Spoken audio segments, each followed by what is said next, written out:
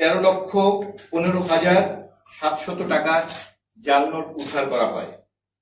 জঙ্গি, সন্ত্রাসী, সংঘবদ্ধ অপরাধী, ছিনতাইকারী, জুয়ারি, মাদক ব্যবসায়ী, খুন, ধর্ষণ, চুরি, ডাকাতি এবং অপহরণ সহ বিভিন্ন চাঞ্চল্যকর মামলার আসামি গ্রেফতারে র্যাব নিয়মিত অভিযান পরিচালনা করে আসছে।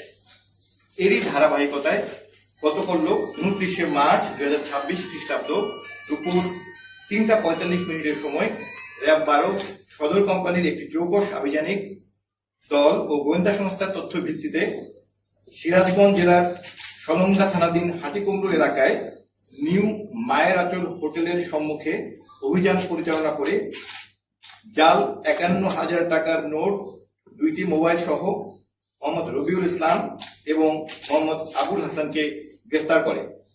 পরবর্তীতে আসামির দেয়া তথ্যের ভিত্তিতে সিরাজগঞ্জ জেলার সলঙ্গা থানাধীন ধূপাকান্তি শাকিনস্থ পলাতক আসামি মোহাম্মদ হাকিম শেখ এর ভাড়াকৃত বাসা হতে 13,15,700 টাকার জাল নোট উদ্ধার করা হয়।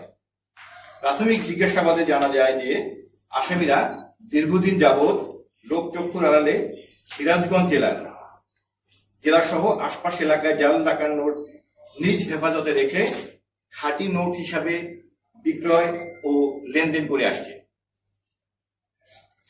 গ্রেফতারকৃত আসামিদের বিরুদ্ধে সিরাজগঞ্জ জেলার সলঙ্গা থানায় মামলা রুজু প্রক্রিয়াধীন রয়েছে।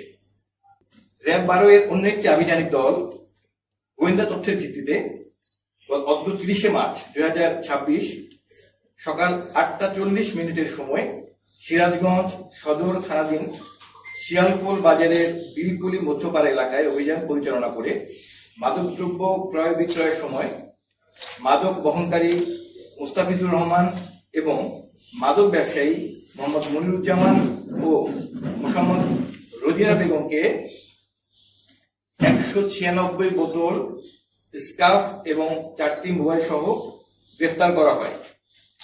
প্রাথমিক জিজ্ঞাসাবাদে জানা যায় যে মাদক বহনকারী মুস্তাফিজুর রহমান উল্লেখিত মাদক সমূহ বিক্রয়ের উদ্দেশ্যে জয়পুরহাট থেকে সিরাজগঞ্জে আসে। 200-র বেশি সার্ভিস ও ফিচারে লেনদেনের সব বিকাশ অ্যাপে সম্ভব।